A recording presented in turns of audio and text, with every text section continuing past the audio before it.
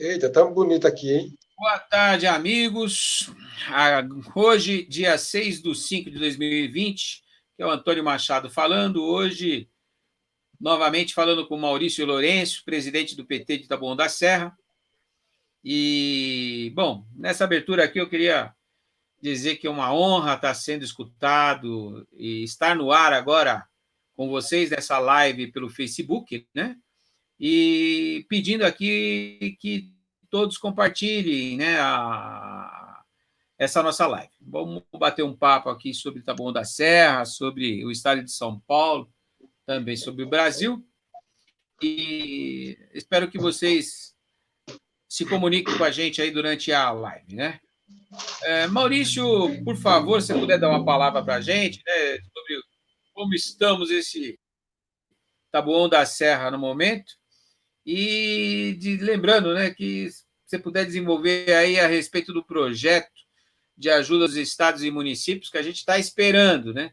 Foi noticiado que vem 32 milhões para Taboão da Serra, mas na realidade ainda não foi confirmado data que vai chegar. Então, a gente sabe que a prefeitura aí está no momento de alerta e se preparando para gastos, mas na realidade a gente não sabe exatamente como está sendo feitos os gastos na cidade. Se você puder dar uma palavra para a gente aí, como está essa sua visão a respeito do momento. Meu querido Machado, obrigado novamente por esse convite, né? Participar com você aí dessa conversa, desse bate-papo. E dizer o seguinte, olha, a questão financeira realmente vai começar a pegar aí, né, nos gastos municipais. E o projeto lá é o chamado orçamento de guerra que está sendo aprovado, né? Já foi aprovado no Senado e teve a votação na Câmara agora, né? O problema desse projeto, além, evidentemente, ajuda aos estados e municípios, falando para o nosso caso específico de Taboão da Serra, né? A previsão é que vem aí de 30 a 35 milhões a Taboão da Serra. Mas a prefeitura só em abril já deixou de arrecadar, né? Mais de 12 milhões de reais, né? Então, já está começando a ter o efeito econômico dessa questão da pandemia. Mas outra preocupação que a gente tem é que o Senado, quando ele fez a votação, ele fez de um jeito que o servidor público, por exemplo, fica 2 anos congelado sem poder ter reajuste, plano de carreira, evolução de carreira. E esse projeto foi alterado, porque quando ele seguiu para a Câmara, quando ele saiu da Câmara para a primeira votação no Senado, ele não estava dessa forma, né? Os deputados não votaram esse projeto, tirando os direitos dos servidores públicos, né? Da forma que o Senado votou. E ainda bem que nessa votação agora que ele voltou do Senado, né? Dessa forma, mas chegando à Câmara, inclusive a bancada do Partido dos Trabalhadores se manifestou contrário, né? Essa ideia de querer congelar o salário do servidor, o plano de carreira do servidor e a sua evolução funcional durante 2 anos, até 2021, né? É quase uma chantagem do governo contra o servidor público, que já é prática desse Paulo Guedes, né? Então, na verdade, a gente está sabendo aí dos trâmites da votação é que o pessoal da educação, por exemplo, já está de fora. Já está de fora desse congelamento de salário, né? Do servidor público por 2 anos. E eu acho que as bancadas aí já estão trabalhando para que o servidor não tenha mais prejuízo do que vem tendo na vigência desse governo aí, principalmente do governo federal, né? Já sofremos aí reforma da Previdência, Taboão da Serra também já está tendo essa reforma, já está em pauta, né? Então a gente lamenta, por um lado, elogia, por um lado, o Congresso Nacional está tomando ações, né, nesse período de pandemia para ajudar os estados e municípios, mas, por outro lado, fica preocupado também em querer que o servidor, o trabalhador, pague novamente essa conta, que eu acho que não deve ser só dos trabalhadores, né? Tem que ser uma conta social. Beleza? Não, beleza. Você está me escutando bem aí agora, não? Sim, sim. Bacana.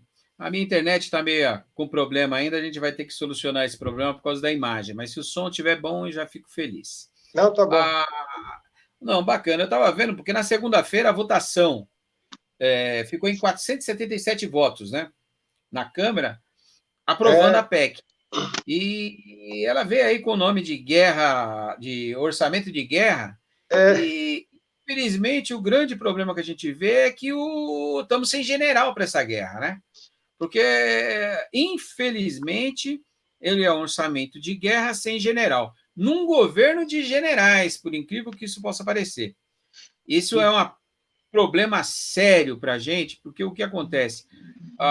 Fica estados fazendo políticas de forma diferente, quer dizer, cada estado tem uma forma diferente de enfrentar a guerra, então não existe uniformidade, né?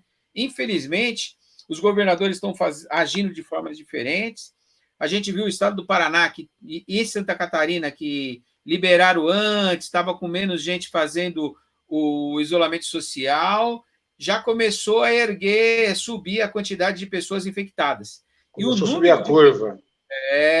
o número de pessoas infectadas, do jeito que vai, quer dizer, o número de mortes vai continuar aumentando. O que a gente tinha 400 pessoas morrendo por dia, subiu para 500, quer dizer, já deu um salto para 600 por dia, graças a esse número de pessoas que passaram a não fazer o isolamento social em todo o Brasil. Quer dizer, a soma de todo o Brasil vai refletir.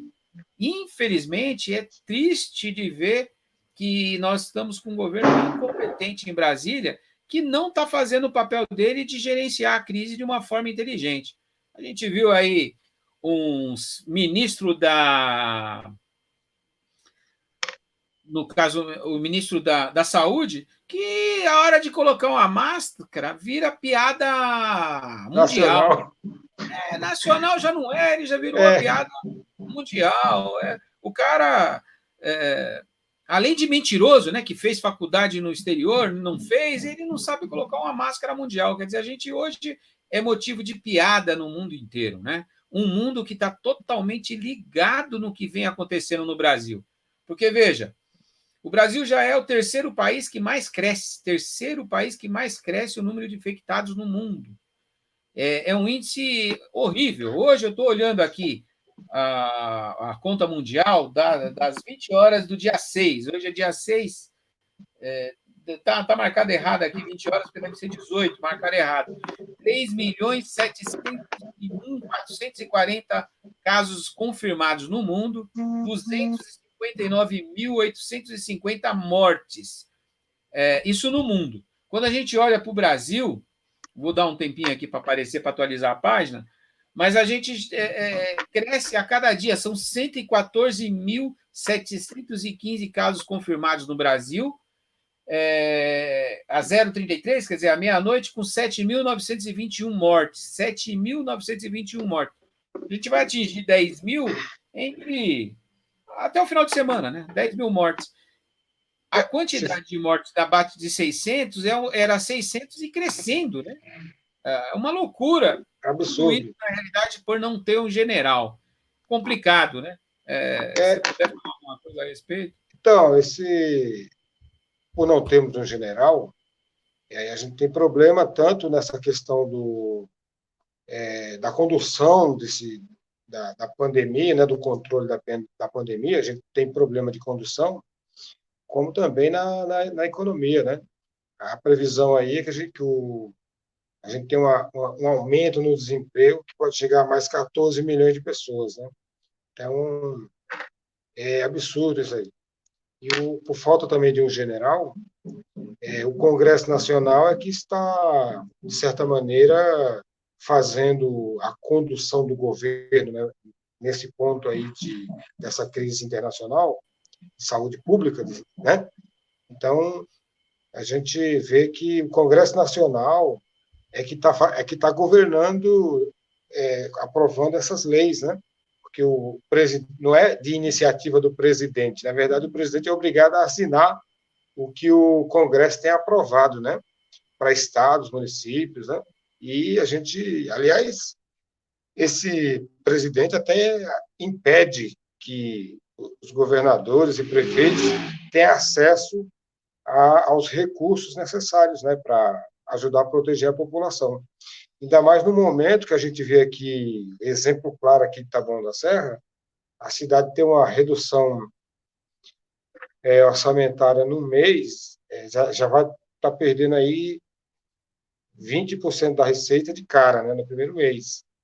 Então, se por um lado a gente vê aqui que multa de trânsito deixou de arrecadar 48%, porque reduziu muito o tráfego na cidade, né? 50%.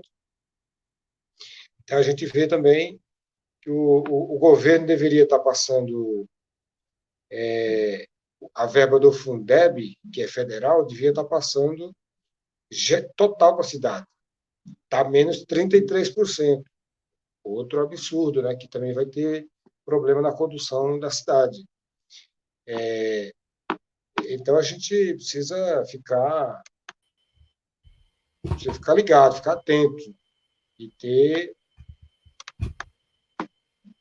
ter aí uma atenção, né? Uma atenção para ver o que faz para tirar esse, sei lá, entrar no fora Bolsonaro, pelo amor de Deus, né? Porque o que a gente está vendo é a destruição do país, do serviço público, uma coisa absurda, né? Nunca vi um presidente tão contrário do que pensa o seu povo, né? Não, inclusive, você estava falando da arrecadação aí que diminuiu no mês de abril. É um problema que vem do general lá em cima. Quer dizer, a gente depende do governo federal garantir o valor que vai ter que vir para todos os estados e municípios, porque, infelizmente, esse corte de arrecadação ele está acontecendo agora em todo o Brasil. Quer dizer, em todos os municípios do Brasil, a gente está tendo esse mesmo tipo de problema. Quer dizer, o corte, no caso da arrecadação, de uma forma geral. Nessa hora que a gente sabe o quanto de multa só de carros tem num município, né? É aquela conta que eles não gostam de falar que existe, né? Que é tão alta assim, mas que quando faz a falta, até eles gritam lá. O governante está sempre gritando, né? Mas, na realidade, o que acontece? Ele já tinha que ter dado uma data para vir os 32 milhões. Chegou uma lista para a gente do dinheiro que viria para a cidade de São Paulo, de Taboão da Serra, e para todos os municípios, né? Que estava sendo discutido no Congresso, e era 32 milhões que viria para São Paulo, para Taboão da Serra. É um valor que parece alto. Só que na hora de contratações de serviço, na hora de contratações de profissionais, é um dinheiro que vem praticamente para a estrutura.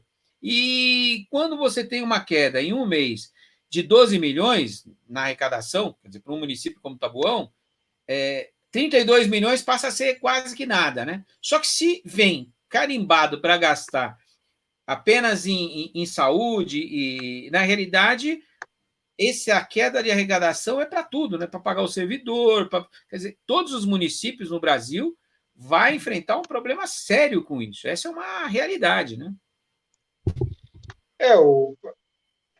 Tudo isso vai gerar mais pobreza, né? Vai gerar mais miséria no país, mais desigualdade também.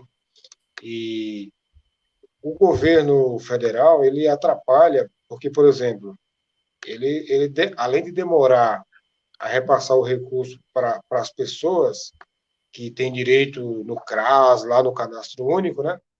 Ele deixa as pessoas sem dinheiro, força as pessoas voltar ao trabalho, e as prefeituras, com essa baixa de arrecadação, a gente fala tá bom porque a gente mora em Taboão, mas é o Brasil inteiro mesmo, né?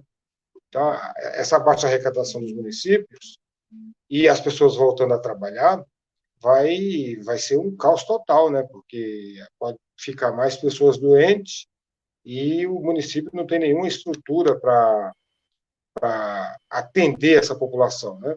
Que, na verdade, a pessoa fica preocupado em trabalhar, né, e esquece que pode morrer, né, em trabalhar. Mas isso leva a quê?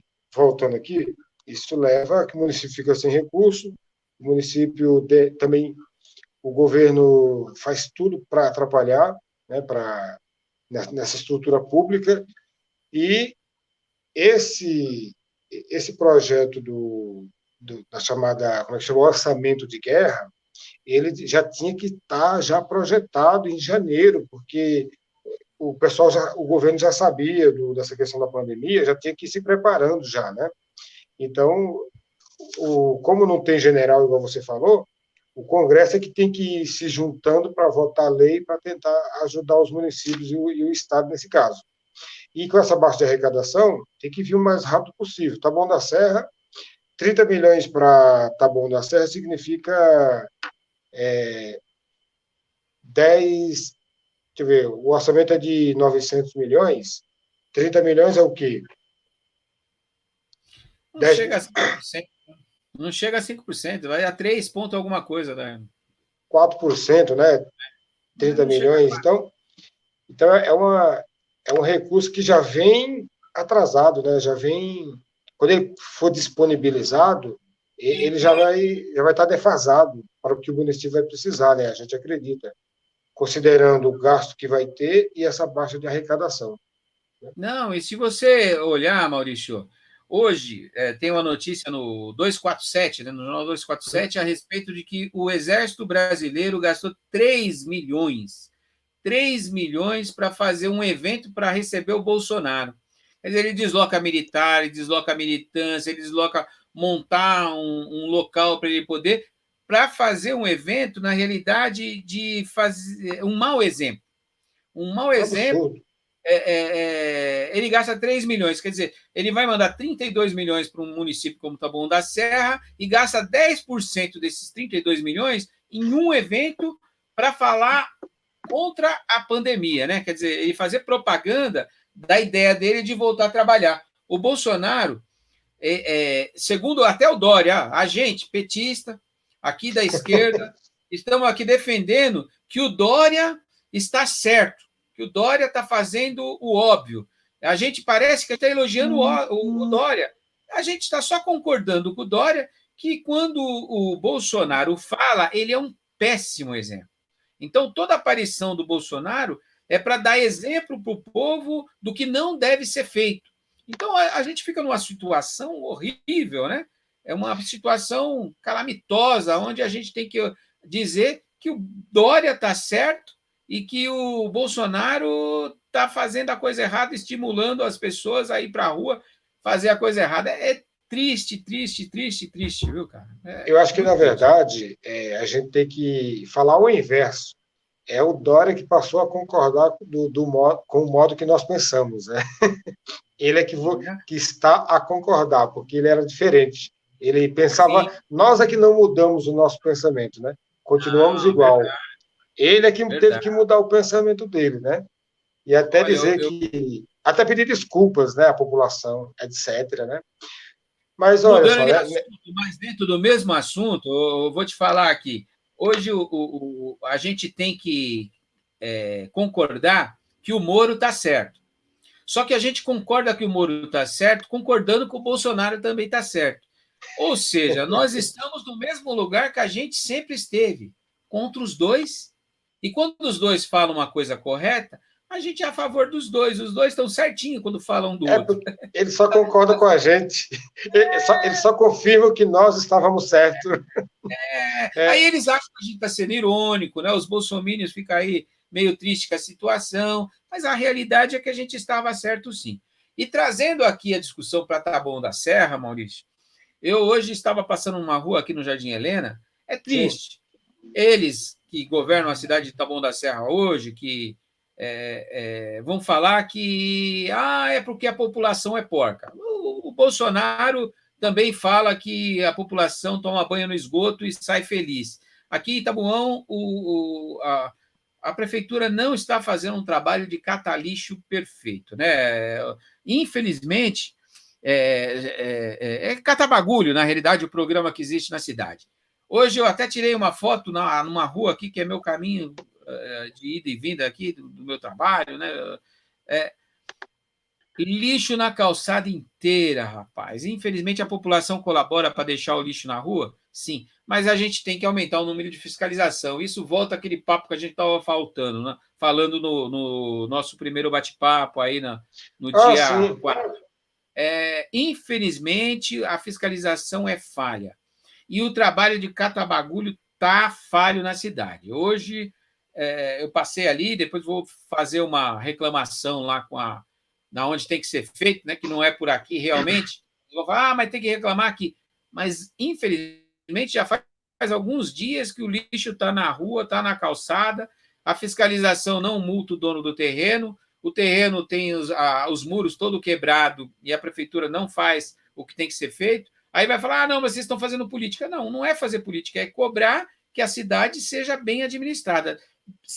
Cidade bem administrada, calçada bem feita, morador multado se deixar lixo na rua e muros fechados em terreno baldios. Uma coisa muito simples, né? O que a gente pede não é muito.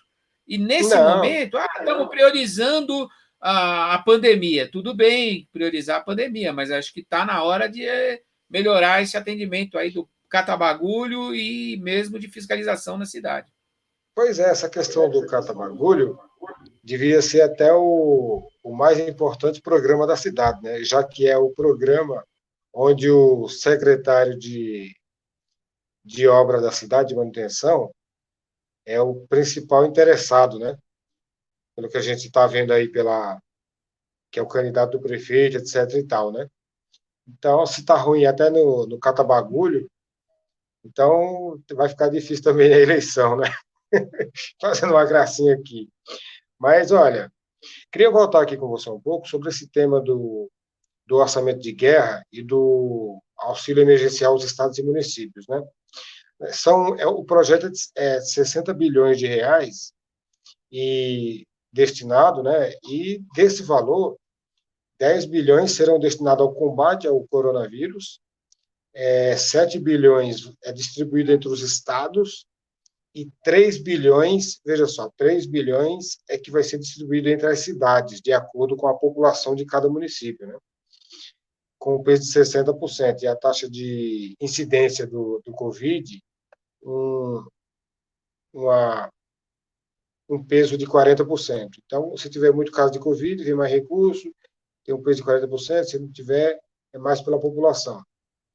Então, passando esse informe aqui, que a gente às vezes pensa, né, foi votado 60 bilhões para estados e municípios, mas, na verdade, diretamente aos municípios, vai ser distribuído 3 bi, que no caso da Taboão da Serra, pelas contas que fizeram aí, vai dar 33 milhões a 35 milhões, que é importante aí para dar uma salvaguarda, né? E tem um outro ponto aí também, viu? Eu sei que você entrou na pauta do catabagulho da cidade, né? Você está me ouvindo bem, né? Estou perfeito. Pode falar. Agora eu Que, saio aqui só para que às vezes você. você sai aí. Não, tá bom. E tem um tema aí também importante para dar uma tocada, que é a questão do Enem, né? O Enem, todo mundo está pedindo para adiar o Enem, né? Por conta da pandemia, as crianças, os adolescentes estão em casa. Agora que o pessoal está começando a pensar em estudar em casa, né, via internet e tal. Meu filho mesmo começou a estudar ontem, aliás, começou a estudar segunda-feira pela internet, né? Então tem uma plataforma lá da escola e ele está estudando, recebendo material e fazendo discussão com os professores, né? Que ele estuda aqui, está fazendo ensino médio, ensino fundamental 2, sétima série, embora ele esteja aqui numa escola privada, né? Mas o pessoal do fundamental público também vai começar a fazer. E, quer dizer, agora no mês de maio, entendeu? Então, Sim. imagina os adolescentes da escola pública estadual e tal, para fazer Enem no final do ano. Vai ficar difícil, né? Eles não vão conseguir ter oportunidades mais ou menos iguais, né? Vai ser desigual, porque uma parte dos alunos vão poder ter acesso ao estudo e outra parte não vai poder. Então, as oportunidades vão ser diferentes. E o ministro da Educação falou que o Enem não é um programa para dar igualdade, para proporcionar igualdade na educação, né? Mas não é isso que a gente está falando. Está falando que o Enem ele é um programa de acesso à universidade, e se todo mundo estiver estudando ao mesmo tempo, você tem a mesma oportunidade de concorrer. Diferente que se você colocar agora a prova, né? O que vai acontecer é que tem uns alunos que têm mais oportunidades e outros que vão ter menos oportunidade em termos de tempo, né?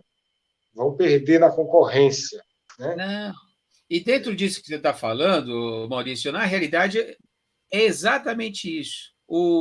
As escolas particulares, elas saem na frente, quer dizer, ela já está na frente, porque todas as escolas particulares, elas estão em aulas.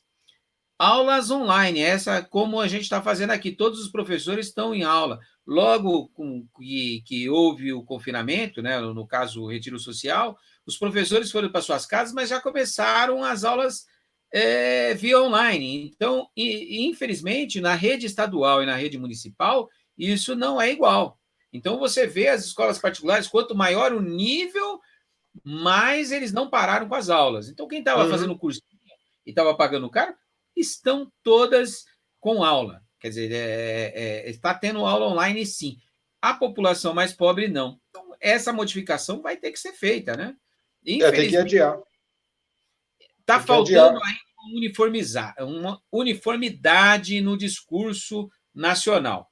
Mas, a trancos e barrancos, como você falou, a esquerda se posicionando no Congresso, acaba arrastando uma parte do centro, né, da política brasileira para o nosso lado, e as coisas começam a navegar dentro da onde precisa ser, que é na média, né? Se é ciência, vamos acreditar no cientista médico. Se é na ciência, vamos no historiador, né, nos professores. Fica tão mais simples, né? A gente lidar com as situações, com a realidade dos fatos. Dentro do tema, a gente fica aí, vamos mudar um pouquinho do tema. Não, o tema acaba sendo o mesmo, a gente muda para falar, olha, as mulheres... A questão do Enem, se o pessoal está pedindo o adiamento do Enem, por quê? Por causa da pandemia. Sim. Né? Se baixou a arrecadação, por quê? Por causa da pandemia. Tudo tem a ver com... Acaba tendo, né? Não tem jeito. Você viu a notícia da mulher lá que espalhou a notícia falsa sobre os caixões vazios? Vai tomar um processo ou não vai? Ih, rapaz, como é gostoso ver esse pessoal tomando processo, rapaz. Eu fico emocionado, porque você vê, a mentira tem perna curta, mas eles não se interessam de saber, de ver a mentira, né? Eles, a cada minuto, eles conseguem piorar na mentira, eles conseguem se aprofundar mais, passa a vergonha. Quer dizer, a gente vive passando vergonha ali por eles e, não mudam, né? Não tem jeito. Então, porque a gente está acostumado a trabalhar com argumento, com a verdade, com leituras, com estudos, né? Noticiário, a gente procura trabalhar dentro dos fatos, né? No contexto factual. Mas esse pessoal, eles acostumaram a fazer militância política diversa baseado na fake news, baseado na mentira. Então, eles não conseguem trabalhar com a verdade. Então, você vê, o mundo inteiro está dizendo que morreu X pessoas com Covid-19, pois eles, para desacreditar, eles vão lá e fazem um fake news enterrando o caixão ou desenterrando o caixão com terra, com não sei com o quê, para desacreditar a notícia. É um negócio absurdo, cara. Uma coisa que não dá para acreditar, né? Você fala, não acredito. Você vê a manchete, você já tem certeza que eles estão mentindo. Mas eles continuam afirmando para você que não é mentira, que eles estão certinhos. Olha, é complicado. Infelizmente é complicado. Maurício, a gente já está chegando aqui, na realidade já chegou em 30 minutos. Já chegou Nosso combinado. Você vê como o tempo passa rápido. E eu gostaria de agradecer aí os amigos Idélcio, a Maria Salete Medeiros, as pessoas que conseguiram entrar aqui e permanecer com a gente nesse primeiro bate-papo. A gente se compromete em fazer mais vezes esse bate-papo, né, Maurício? Para conversar sobre as coisas do Brasil. A gente não vai se alongar hoje, porque realmente é um aprendizado com essa nova ferramenta aí que está sendo posta para todo mundo, né? Então eu vou encerrando por aqui. Gostaria que você, se você tiver algum tema, quiser alongar, a gente pode alongar, mas eu acho que está bom para gente por hoje, né? Vale o aprendizado. Não, só... Já aprendi que eu vou ter que aumentar a minha internet, porque realmente ela está com delay na imagem. O som você falou que está chegando bem, e vou ter que aumentar a minha internet aqui. Isso é fato. Dá para fazer. A sua internet ficou perfeita, a sua fala ficou perfeita, a travadinha é bem pequena, mas a minha eu vou precisar aumentar. Se você puder falar e fazer suas considerações finais, eu agradeço. Só agradecer a participação novamente e o convite da manutenção da gente fazer esse bate-papo sempre que a gente puder, e aproveitar o Partido dos Trabalhadores soltou uma nota pública relacionada ao projeto do orçamento de guerra. Só para fechar, informar aqui a votação, né?